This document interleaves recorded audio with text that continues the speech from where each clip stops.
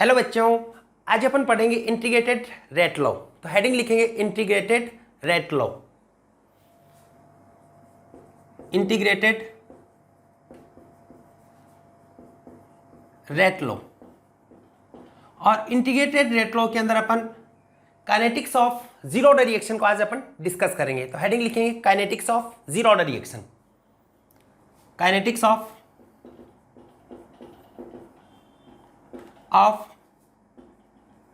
Zero order reaction. Kinetics of zero order reaction. Zero order reaction, इसके kinetics को अपन आज डील करेंगे। देखो, ये आपके पास में एक रिएक्शन है जिसमें ए कन्वर्ट हो रहा है प्रोडक्ट में, ये मान लेते हैं अपन। या चलो ये मान ले ए है, ये कन्वर्ट हो रहा है बी और सी के अंदर, ऐसे बना लेते हैं। बी और सी ऐसे कन्वर्ट हो रहा है। आप देखते हो initially T equal to zero time पे, T equal to zero time पे इसकी initial concentration T equal to zero time मान लो, या फिर ये मान लो इनिशियल कंसंट्रेशन। इसी को मैं ये बोल सकता हूं इनिशियल कंसंट्रेशन। इनिशियल कंसंट्रेशन, और इसकी इनिशियल कंसंट्रेशन मान लेते हैं ए, या आप इसको सी नोट है, इससे भी रिप्रेजेंट कर सकते हो। और ये इनिशियली कितना होगा, 0 एट टी टाइम, या आप ये लिख सकते हो कंसंट्रेशन एट टी टाइम। कोई टी टाइम है उसके ऊपर आप कंसंट्रेशन है उसको देखोगे, तो ये वाला बेटा टी टाइम के ऊपर एक्स है, ये डिसोसिएट होगा, तो ये क्या बनेगा, एक्स फॉर्म होगा, ये वाला एक्स फॉर्म होगा। तो एक्स डिसोसिएट हो रहा है, तो ए माइनस एक्स जो रिमेनिंग कंसंट्रेशन है वो कंसंट्रेशन क्या है, टी टाइम पे कंसंट्रेशन। इसको मैं बोल सकता हूं सी टी। कुछ नहीं किया अपन ने, बहुत सिंपल सा है। देखो ए कन्वर्ट हो रहा है बी और सी में, ये मान ली कोई रिएक्शन है। इनिशियली इसकी कंसंट्रेशन थी ए, इसकी कितनी बताओगे, 0 टी टाइम के ऊपर ये एक्स डिसोसिएट हुआ तो एक्स एक्स फॉर्म हो गया। अब देखो, आपको देखना rate of reaction, rate of reaction, और आपको ये लिखना सिखाया था रेट ऑफ रिएक्शन। प्रत्येक रिएक्टेंट और प्रोडक्ट है उसकी टर्म्स में आप लिख सकते हैं। रिएक्टेंट के लिए माइनस का साइन लगाया था, प्रोडक्ट के लिए प्लस का। तो देखो इनिशियली लिखोगे तो क्या होगा, माइनस, ऐसे लिख सकते हो ना, D A upon D T equal to B के टर्म में क्या होगा, प्रोडक्ट है ना, तो D B upon D T, और अगर सी बी बना है तो D C upon D T बोलो। रेट ऑफ रिएक्शन को अपन इस रिएक्टेंट और प्रोडक्ट है उसकी टर्म्स में लिख सकते हैं, ठीक है। टी टाइम के ऊपर यहां पे आप देखोगे तो टी टाइम पे आप देखा तो यहां पे रेट क्या होगी इसकी, टी टाइम के ऊपर minus D A minus x upon D T, ये हो ना। टी टाइम पे ये क्या होगा, ए माइनस एक्स, और इसकी बी की कितनी होगी, D X upon D T, C है उसकी भी D X upon D T, ये होगी rate. Minus D upon D T, reactant के लिए साइन कैसा लगाओगे, माइनस, और प्रोडक्ट इसके लिए क्या लगाओगे, प्लस। ये तो बताया था रेट लिखना, प्रत्येक रिएक्टेंट और प्रोडक्ट है उसकी टर्म्स में आप लिख सकते हैं, ठीक है। अब देखो इसकी अगर डिफरेंशियल फॉर्म देखें, चलो मैं इसकी डिफरेंशियल फॉर्म बताता हूं आपको। ये होगी इसकी डिफरेंशियल फॉर्म। डिफरेंशियल फॉर्म, तो इसकी डिफरेंशियल फॉर्म क्या होगी, dx upon D T, dx upon D T equal to K concentration of reactant. जब भी x डिसोसिएट हो रहा है कितनी कंसंट्रेशन इसकी, a माइनस एक्स, और जीरो ऑर्डर रिएक्शन है तो इस पे पावर कितनी होगी, 0। यानी dx upon D T equal to क्या होगा, k। क्या यहां पे कंसंट्रेशन पे डिपेंड कर रहा है क्या, नहीं कर रहा, कंसंट्रेशन पे डिपेंड नहीं कर रहा। जीरो ऑर्डर है तो कंसंट्रेशन की पावर तो 0 हो गई, तो कंसंट्रेशन पे डिपेंड कर ही नहीं रहा, टाइम पे डिपेंड नहीं करेगा। तो यहां पे अगर इसका ग्राफ बनाऊं मैं तो क्या ग्राफ बनाएंगे, dx अपॉन डी टी, और टी टाइम पे कंसंट्रेशन है a माइनस एक्स, या सी टी भी लिख सकते हो इसको। तो डिफरेंशियल फॉर्म में देखा इस पे पावर कितनी होगी, 0, तो क्या डिपेंड कर रहा है क्या, नहीं डिपेंड कर रहा। इसका मतलब कौन सी लाइन आएगी, पैरेलल। बेटा पॉइंट वाइज क्लियर करना। सबसे पहले जीरो ऑर्डर काइनेटिक्स है, इसको डिस्कस कर रहे हैं, इसकी इंटीग्रेटेड फॉर्म है उसको बनाएंगे अपन। तो अपन ये रिएक्शन लिखिए, टी टाइम पे आपने देखा इतना डिसोसिएट हुआ। प्रत्येक रिएक्टेंट और टर्म्स प्रोडक्ट के टर्म्स में आपको रेट ऑफ रिएक्शन लिखनी आती है, लिख लिया आपने, ठीक है। तो dx अपॉन dt लिखा आपने, तो ये किसके बराबर होगी, टी टाइम पे कंसंट्रेशन ए की कितने है, a माइनस एक्स, पावर कितना होगा, 0, जीरो ऑर्डर रिएक्शन है तो किसी भी पे पावर 0, इसका मतलब तो 1, इसका मतलब डिपेंड ही नहीं कर रही। क्या है, dx upon dt equal to k, इसका मतलब कंसंट्रेशन उस पर डिपेंड नहीं कर रही। कंसंट्रेशन पे भी डिपेंड नहीं कर रही तो टाइम पे भी डिपेंड नहीं करेगी। ठीक है, अब देखो इसकी इंटीग्रेटेड फॉर्म बनाते हैं, इसकी इंटीग्रेटेड फॉर्म बना रहे हैं, देखिएगा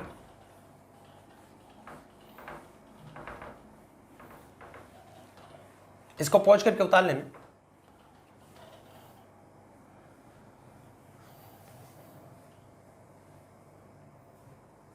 तो यहां से आपके पास में क्या है, dx upon dt equal to क्या हो गया आपके पास में k, ये इसकी आपको डिफरेंशियल फॉर्म थी, इंटीग्रेटेड फॉर्म बनानी है तो क्या करोगे, dx इक्वल टू क्या लिख सकते हो, k dt, इंटीग्रेशन करेंगे तो dx का क्या होता है k dt का क्या होता है kt प्लस c, ये हुआ।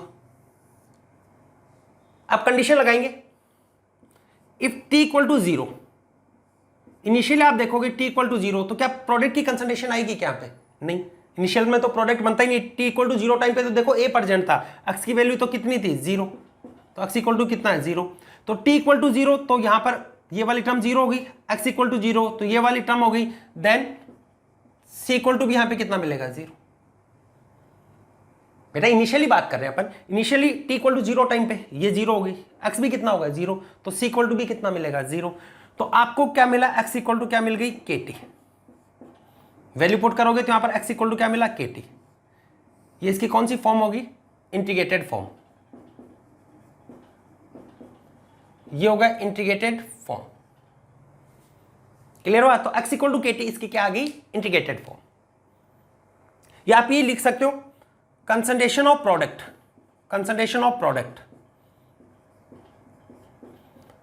एट टी टाइम, प्रोडक्ट कितना बन रहा था x बन रहा था ना, तो x वो किसके बराबर आ रहा है, x इक्वल टू क्या हो गया kt। अगर प्रोडक्ट की कंसंट्रेशन और टाइम के बीच में ग्राफ प्लॉट करो तो y इक्वल टू क्या हो जाएगा mx,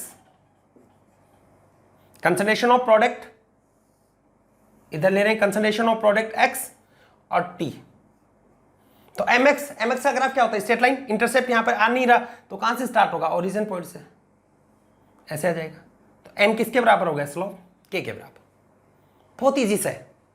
क्या किया आपने, रिएक्शन बनाई, t इक्वल टू 0 टाइम पे a की कंसंट्रेशन थी, रिएक्टेंट की थी, प्रोडक्ट की कितनी थी 0, फिर x डिसोसिएट किया, फिर प्रत्येक रिएक्टेंट और प्रोडक्ट की टर्म्स में आप रेट को लिख सकते हो, इससे डिफरेंशियल फॉर्म आपने बनाई, तो dx upon dt equal to क्या आएगा k, कंसंट्रेशन पे डिपेंड ही नहीं कर रही है तो ये ग्राफ हो गया, टाइम पे भी डिपेंड नहीं करेगी।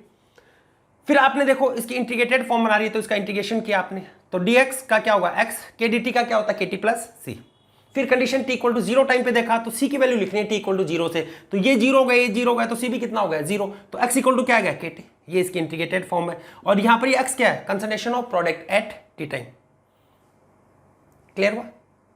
अब देखिए आगे नोट कर लीजिए इसको,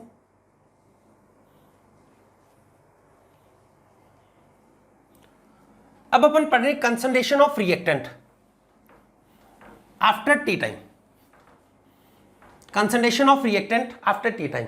बेटा एक सिंपल से मेथड से बता रहा हूं, हालांकि अपन उसको ऐसे डिफरेंशिएट और इंटीग्रेशन से भी आप कैलकुलेट कर सकते हो, और भी सिंपल मेथड बता रहा हूं, बाकी ऐसे ही करेंगे। देखो कंसंट्रेशन ऑफ रिएक्टेंट, प्रोडक्ट का तो देख लिया आपने टी टाइम पे क्या होगा x equal to kt, concentration of reactant at T time, concentration of reactant at T time, T time के बाद में या after T time, T time पर आप इसकी कंसंट्रेशन देखोगे तो कंसंट्रेशन कितनी बनी थी याद करो, यहां पर ए है वो बी और सी में कन्वर्ट हो रहा था, ए कन्वर्ट हो रहा था बी और सी में, टी इक्वल टू 0 टाइम पे इसकी कंसंट्रेशन ए थी, इसकी 0 0 थी, या इसी को अपन क्या बोल रहे थे सी नॉट, एट टी टाइम ये क्या था ए माइनस एक्स, इसको अपन ने क्या बोल दिया था सी टी, ये कितना था एक्स एक्स, ठीक है। अब देखो concentration of reactant at T time A minus x कितना होगा, देखो अपन यहां पर इंटीग्रेटेड फॉर्म इसी से रिलेट कर रहा हूं, ज्यादा अपन नहीं पढ़ेंगे, इजी सी चीजों को सीखेंगे क्योंकि नीट में बहुत इजी चीजें आती हैं। देखो आपने ये पढ़ा x इक्वल टू केटी, फालतू में कंफ्यूज नहीं होना, x इक्वल टू केटी ये हुआ, x क्या है डिसोसिएटेड अमाउंट है, डिसोसिएटेड अमाउंट क्या होगी इनिशियल अमाउंट और टी टाइम पे लेफ्ट अमाउंट, इनका डिफरेंस ही तो होगा भाई, इनिशियल a है, टी टाइम पे कितना है a माइनस एक्स, तो इसका डिफरेंस ही कितना है x, तो यहां पे ये लिख सकते हो ना a माइनस एक्स, यही तो x हो गया ना kt, इसे आप देखो ए माइनस एक्स को उधर लेके जाओ, के टी को इधर ले आओ, तो A minus X equal to A minus K T.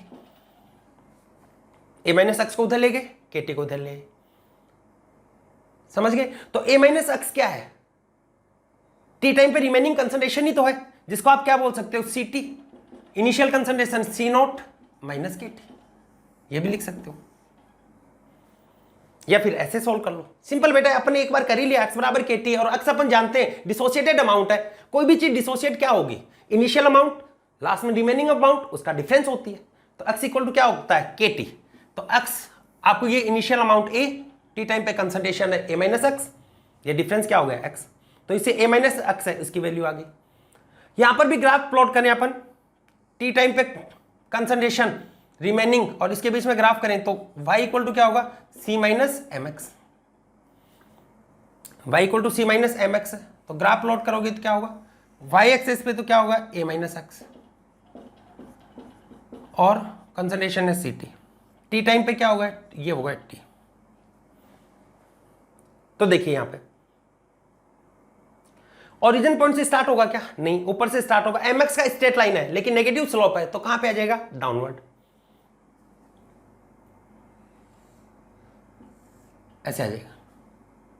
तो ये आपकी क्या होगी? इंटरसेप्ट किसके बराबर? इनिशियल कंसंट्रेशन सी नॉट या ए लिख दो, और स्लोप किसके बराबर है? माइनस के। ठीक है, तो बेटा अपन ने पढ़ा, पहले तो इंटीग्रेटेड फॉर्म बनाई एक्स इक्वल टू के टी, और के टी को अपन ने किससे रिलेट किया है? रिएक्टेंट है उसकी टी टाइम पे कंसंट्रेशन जो कितनी होती है? सी टी या ए माइनस एक्स। तो एक्स बराबर के टी है, एक्स डिसोसिएटेड अमाउंट है, तो इनिशियल अमाउंट और लेफ्ट अमाउंट उनका डिफरेंस हो गया। तो ग्राफ क्या होगा? y equal to C minus M X. Note कीजिए इसको। उसके बाद में आगे चलते हैं, इसके ग्राफ में बना देता हूं, सभी जो भी पॉसिबल ग्राफ है ना वो सारे बना देता हूं।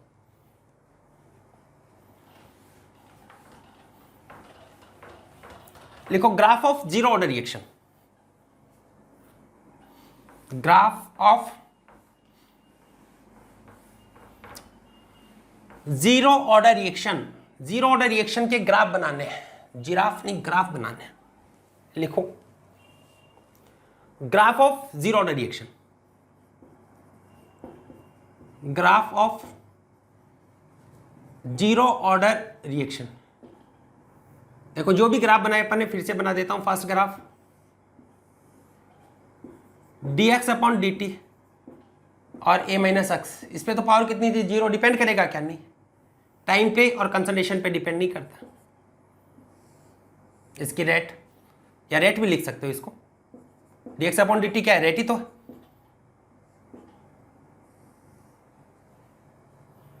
ठीक है, थर्ड ग्राफ x और t के बीच में, x इक्वल टू क्या पढ़ा था अपन ने? x इक्वल टू क्या होता है? के टी। तो y इक्वल टू क्या होगा? M X. तो कैसा ग्राफ होगा? Straight line. m की वैल्यू किसके बराबर होगी यहां पे? के।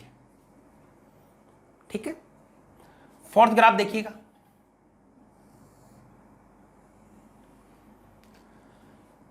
a माइनस एक्स या सी टी भी बोल सकते हो, रिमेनिंग कंसंट्रेशन, और t में ये हो गया सी नॉट या a, और स्लोप किसके बराबर हो जाएगा यहाँ पे? माइनस के। तो ये सारे बेटा इसके ग्राफ बने, एक साथ में लिख लीजिए कौन कौन से बन सकते हैं। रेट है यहां पर जीरो ऑर्डर के लिए, कंसंट्रेशन की पावर जीरो हो गई तो टाइम पे कंसंट्रेशन पे डिपेंड नहीं करेगा। एक्स और टी का ये ग्राफ है, और सी टी और टी का ये ग्राफ है। लिख लिया? अब देखो इसके लिए हाफ लाइफ बताते हैं।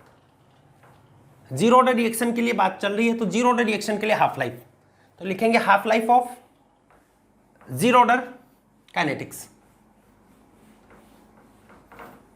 Half life of zero order kinetics.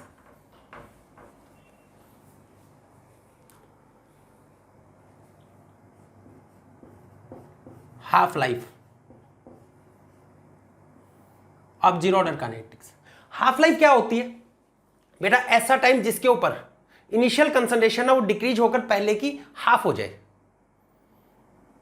या ये कह सकते हैं रिएक्टेंट होता वो 50% है वो डिसोसिएट हो जाए या 50% रिमेन हो, या ये कह सकते हैं concentration of reactant decrease to half, उस टाइम रिक्वायर्ड टाइम को क्या बोल दोगे, हाफ लाइफ। लिखो required time at which concentration of reactant decrease to half is known as half life। जहां पर कंसंट्रेशन क्या हो जाएगी, इनिशियल की हाफ हो जाएगी, डिक्रीज टू हाफ यानी इनिशियल से कितनी हो जाएगी, हाफ, उसको अपन क्या बोल देंगे, हाफ लाइफ। अगर बेटा गैसियस रिएक्शन हो तो गैसियस रिएक्शन में कंसंट्रेशन की जगह अपन मोल को काम में ले लेते हैं। देखो क्या बताना चाह रहा हूं, इधर लिख देता हूं, for gaseous reaction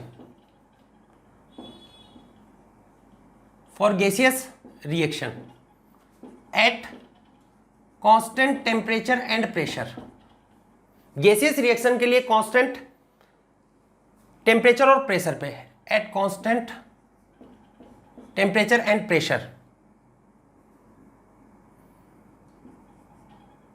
mole should be used.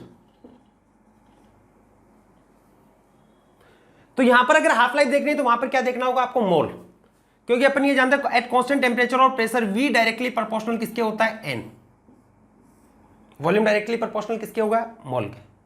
तो यहां पर आपको क्या देखना है, किसको यूज में लेना चाहिए, मोल को, ठीक है। अब देखो यानी मोल है वो हाफ हो जाएगा, मास है वो हाफ हो जाएगा, कंसंट्रेशन है वो हाफ हो जाएगी, उसी को अपन क्या बोल देते हैं, हाफ लाइफ। जिस टाइम पे ये हाफ होगी उसको हाफ लाइफ बोलोगे। देखो अपने पास में कोई रिएक्टेंट है, वो प्रोडक्ट में कन्वर्ट हो रहा है, टी इक्वल टू 0 टाइम पे इसकी कंसंट्रेशन है ए, और ये कितनी होगी 0, T equal to T half, half life है, इसका मतलब यहाँ पे कितना डिसोशिएट हो गया एक्स, ये भी कितना बनेगा एक्स, इसका मतलब हाफ लाइफ पे कितना हो गया, एक्स की वैल्यू किसके बराबर होगी, a/2, ये तो हो गया ना, हाफ हो गया इसका, पहले ए था तो कंसंट्रेशन क्या होगी, a/2।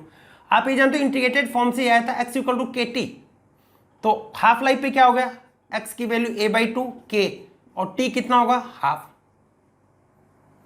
तो t हाफ इक्वल टू क्या हो गया आपके पास में, t half equal to a/2k।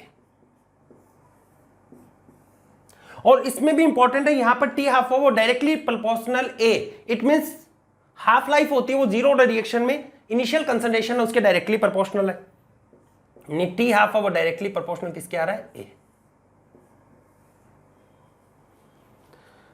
तो टी हाफ और ए में ग्राफ प्लॉट करोगे तो कैसा होगा, स्ट्रेट लाइन, टी हाफ और ए में जीरो ऑर्डर के लिए बात कर रहे हैं, क्या होगा, स्ट्रेट लाइन, यानी इनिशियल कंसंट्रेशन उसके डायरेक्टली प्रोपोर्शनल होता है। क्लियर हुआ। तो बेटा टी हाफ क्या होगा, रिक्वायर्ड टाइम जिसके ऊपर कंसंट्रेशन इनिशियल कंसंट्रेशन की हाफ हो जाती है, तो हाफ कर दिया तो x इक्वल टू के टी होता है, तो x इक्वल टू क्या और लिखोगे a/2, तो टी हाफ क्या होगा a/2k, यानी T half directly proportional initial concentration. और गैसियस रिएक्शन हो तो वहां पर कांस्टेंट टेम्परेचर और प्रेशर पे कंसंट्रेशन की जगह किसको यूज में ले लो, मोल को, ठीक है। नोट कीजिए, इसका स्क्रीनशॉट ले लीजिए। फिर बताते हैं कंप्लीशन टाइम, लिखेंगे कंप्लीशन टाइम,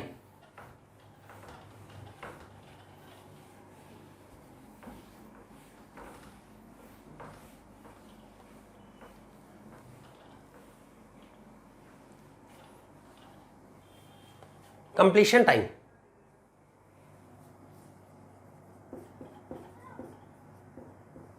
कंप्लीशन टाइम। देखो कंप्लीशन टाइम का मतलब क्या होगा, जहां पे रिएक्टेंट है वो पूरा का पूरा प्रोडक्ट में कन्वर्ट हो गया, यानी रिएक्शन कंप्लीट हो गई, इसको क्या बोलोगे, कंप्लीशन टाइम, यानी required time at which concentration of reactant decrease to 0, क्या रिएक्शन होगी वो कंप्लीट हो जाएगी, उसको बोल दोगे अपन कंप्लीशन टाइम। लिखो required time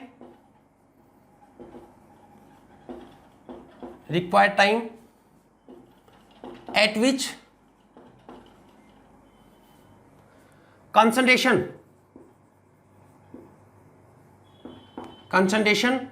of reactant decrease to 0 और रिएक्शन, ये कह सकते हैं रिएक्शन बिकम कंप्लीटेड, उसको अपन क्या बोलोगे, कंप्लीशन टाइम। देखिएगा बहुत सिंपल सा बेटा, वही करना, x इक्वल टू के टी के अलावा आपको कहीं नहीं जाना, उसी को अप्लाई करना। तो बच्चों आपको एक चीज बताता हूँ, नीट में बच्चों को सबसे ज्यादा प्रॉब्लम आती है, ये सब याद भी कर लेते हैं वो, लेकिन क्वेश्चन में अप्लाई नहीं हो पाता।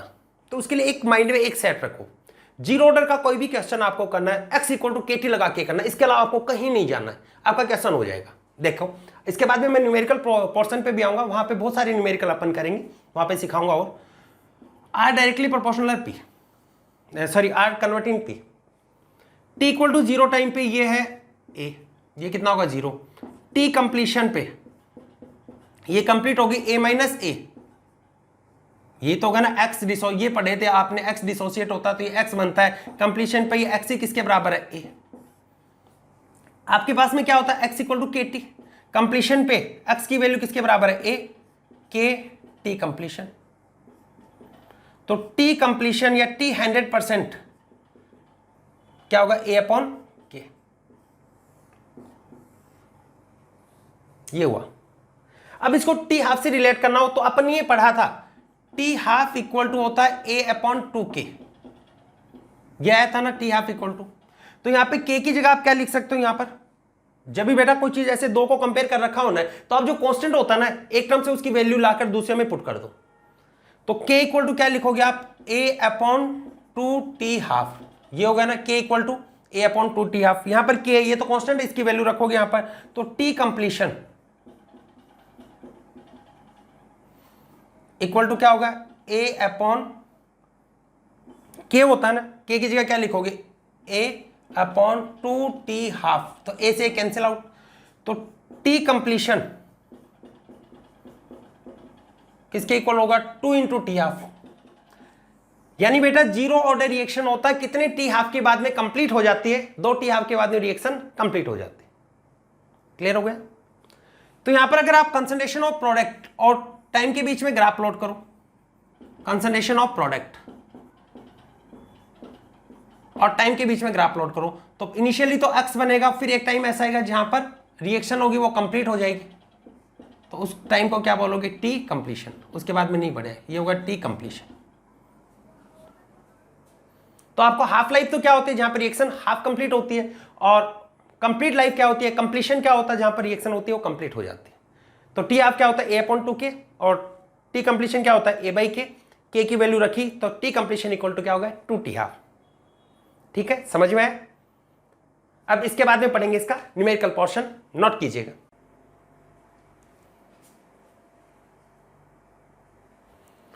लिखिए, अब अपन जीरो ऑर्डर रिएक्शन है, इसके ऊपर न्यूमेरिकल स्टार्ट करते हैं। देखो कौन कौन से न्यूमेरिकल बनते हैं जो नीट के अंदर पूछे जाते हैं, देखिएगा।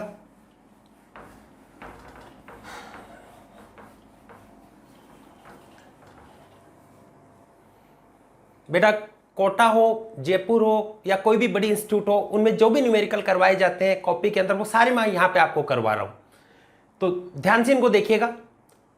फर्स्ट क्वेश्चन लिखिए, अपन ये मानते हैं concentration of A, concentration of A, A की कंसंट्रेशन की अपन बात कर रहे हैं। ये मान लीजिए इसकी कंसंट्रेशन है 1.8 m, फिर ये हो रही है 1.5, 1.2 m एंड 0.9, ऐसे अपन कर रहे हैं और डिसोसिएट कर देते हैं इसको, 0.6 और 0.3 m, ये इसकी कंसंट्रेशन। और उसका टाइम गिवन है मिनट के अंदर, टाइम इन मिनट, मिनट में इसका टाइम दे रखा है 0, 4, 8, 12, 16, 20, ये आपको गिवन है, क्वेश्चन गिवन है। जीरो ऑर्डर के लिए आपको ट्रिक भी सिखाएंगे कैसे करना है, ये आपको दे रखा है। और इसके अंदर पूछा है calculate the T completion, T completion है ये पूछा है, टी कंप्लीशन आपको कैलकुलेट करना है। तो देखो कैसे सॉल्व करेंगे, आपको टी कंप्लीशन कैसे कैलकुलेट करोगे? आपको तो जीरो ऑर्डर रिएक्शन आ रहा है तो एक चीज ध्यान में रखना, x इक्वल टू क्या होता है KT, तो उससे अपन सारी चीजों को रिलेट कर लेंगे।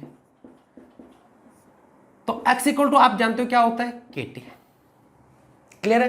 टी कंप्लीशन होगा तो टी कंप्लीशन होगा तो बेटा टी कंप्लीशन में x की जगह क्या होगा a, तो क्या होगा a upon k। Initial concentration आपके पास में कितनी है 1.8, के आपको कैलकुलेट करना है तो इसे कैलकुलेट कर लो, के इक्वल टू क्या होगा x अपॉन टी। तो डिसोसिएटेड अमाउंट 1.8 से कितना जा रहा है 1.5, कितना डिसोसिएट हो रहा है 4 मिनट के अंदर 0.3, तो ये क्या होगा 0.3 अपॉन 4।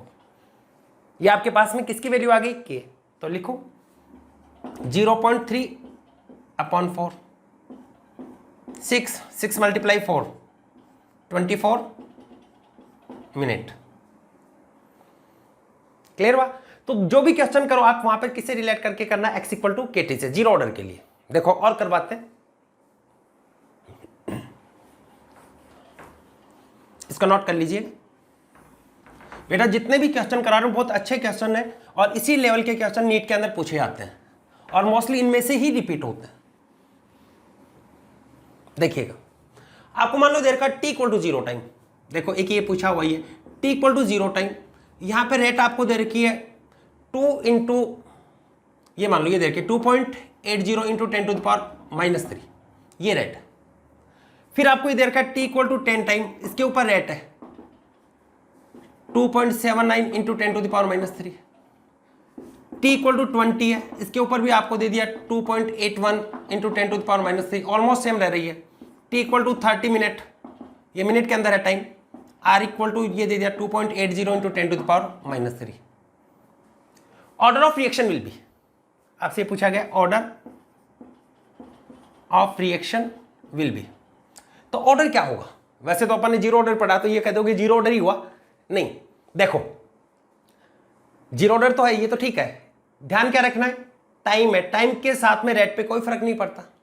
पढ़ा था dx अपॉन dt, याद करो ग्राफ क्या आया था, रेट का graph dx upon dt zero order के लिए क्या होता है, टाइम से इंडिपेंडेंट होती है, तो टाइम का रेट के ऊपर कोई फर्क नहीं पड़ रहा, टाइम बढ़ने के साथ में रेट कांस्टेंट है, इसका मतलब कौन सी ऑर्डर रिएक्शन हो गई, जीरो ऑर्डर।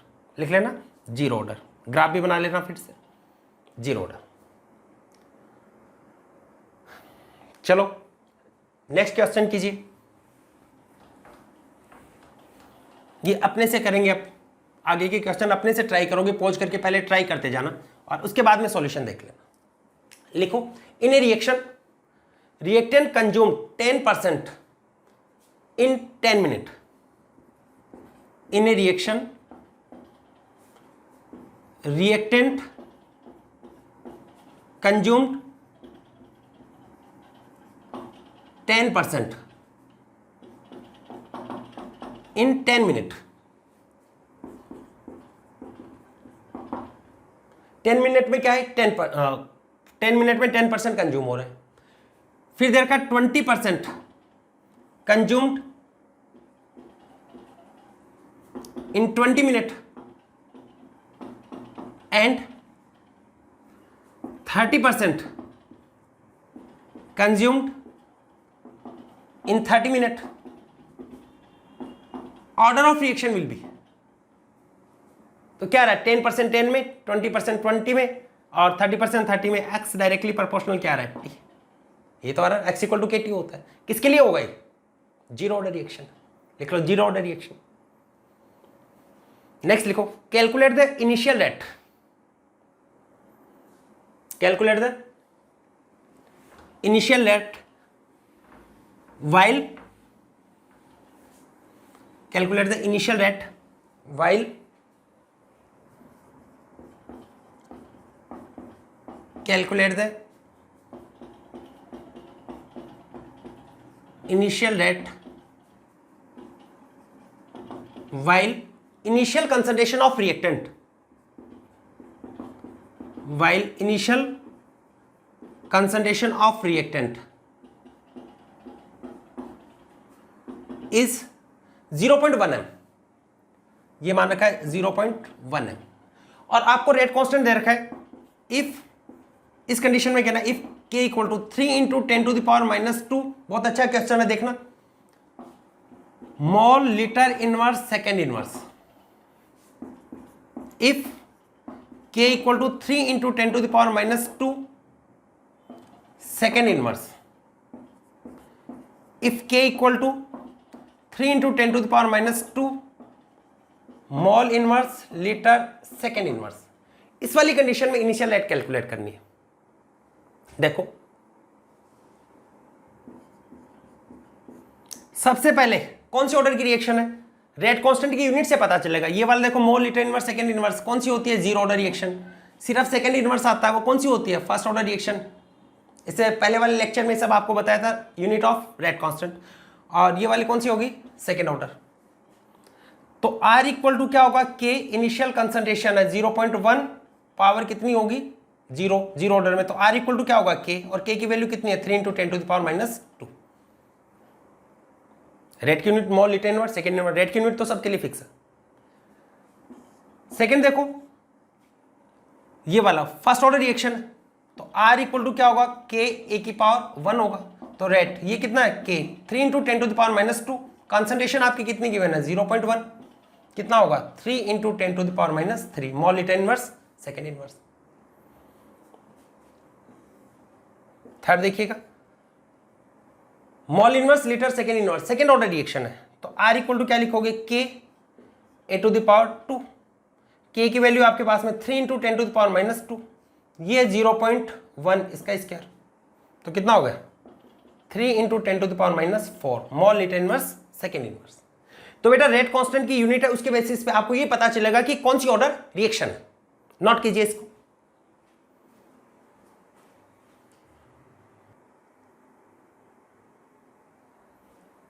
लिख लिया, और करवाते हैं।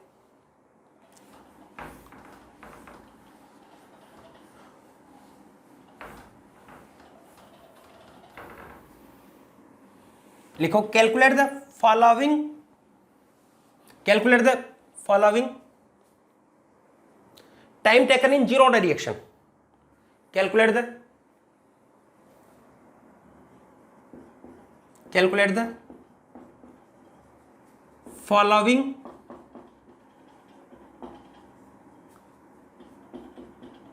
time taken in zero order reaction. पहला लिखो इन 50% कंप्लीशन, ये तो अपन कर भी चुके हैं। तो आपको तो जीरो ऑर्डर है तो x इक्वल टू KT से ही रिलेट करके लिखना है। तो x इक्वल टू आपने क्या लिखा, KT। 50% इसका मतलब क्या हो गया, T हाफ, और 50% पे इनिशियल का क्या बचता है, A/2। तो T हाफ यहां पर क्या होगा, A/2K। ठीक है, नेक्स्ट लिखो इन 80% कंप्लीशन। मान लो ये पूछा जाए इन 80% कंप्लीशन, इन 80% कंप्लीशन। तो अब इसका क्या होगा, कितना कंप्लीट हुआ है 80%, तो x क्या होगा यहां पे 80/100, क्या होगा 4/5। तो x आपका क्या है 4/5, x इक्वल टू होता है KT, T कितना होगा 80%, तो T 80% आपके पास में क्या होगा 4/5K। बस जीरो ऑर्डर में x इक्वल टू KT ध्यान में रखना है। और x क्या होता है, डिसोसिएटेड अमाउंट होती है, कंज्यूम अमाउंट होती है। नोट कीजिए, इधर करवा देता हूं in 100% completion, in 100% completion complete हो गई, x equal to KT 100% complete हो रही है। इसका मतलब ये क्या है, x किसके बराबर होगा, इनिशियल कंसंट्रेशन A के इक्वल होगा। तो T 100% A/K। क्लियर हुआ, चलो और बनाते हैं।